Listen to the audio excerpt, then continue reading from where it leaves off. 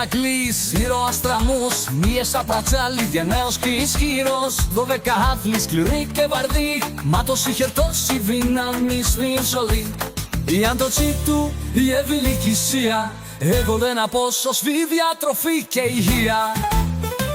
Φάει το φακητό σου για να γίνεις δυνατός σαν το Ηρακλή. Στην Ελλάδα όπου η δύναμη κρυφέμροι πάνε μαζί. Αγώνες προστατηρών, αθλητός ακουστή. Ακολουθούσαν ήδη τη μεσογειακή διατροφή.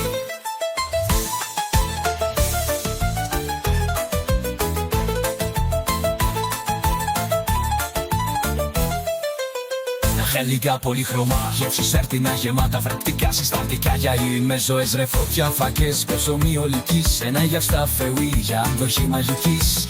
Σιρητάτη γεμάτη ομέδα, δυναμώνουν το σώμα και το πνεύμα. Προχά το φαγητό σου για να γίνεις δυνατός σαν το Ηρακλή.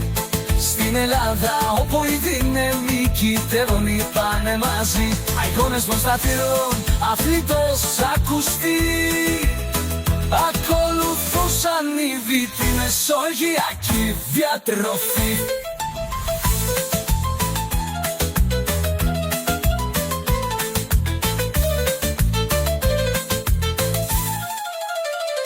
Ζάρι ψητό, καλό και φροπτικό, πίνω με βακαράνι λιμπανό εδαιωτικό. Γιαούρτε, τυρί, προβιωτικά, γιαΐτε, ψευδοφέλη μοναδικά.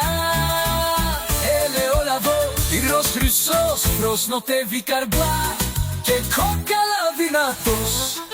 Οι Έλληνες μοιράζοντα τρώνε, γελούνε με ζεύες στο τραπέζι να τους φτιαχτούν. Ο κόσμος αλαβωτήθηκε, ήθελε να δει πως στην Κρήτη ζουν τόσο πολύ κριτική διατροφή. Παράδοση παλιά, ένας τρόπος ζωής, αληθινά σοφά. Κλά το φαγητό σου για να γίνεις δυνατός σαν το Ηρακλή. Στην Αλάνα όπου η δύναμη κυτρεύνει πάνε μαζί. Αχώτος προστατεύων, αφήτες ακουστοί. Ακολουθούσαν ήδη τη μεσογειακή διατροφή. Στην αχέρα Ελλάδα όλοι ήξεραν καλά, λαβλιντές έτρωγαν για αντοχή δυνατά. Πρωτεΐνες καλά λιπαρά, δεμητριακά, μια διατροφή σοφή και βαδικιά υγιεινά.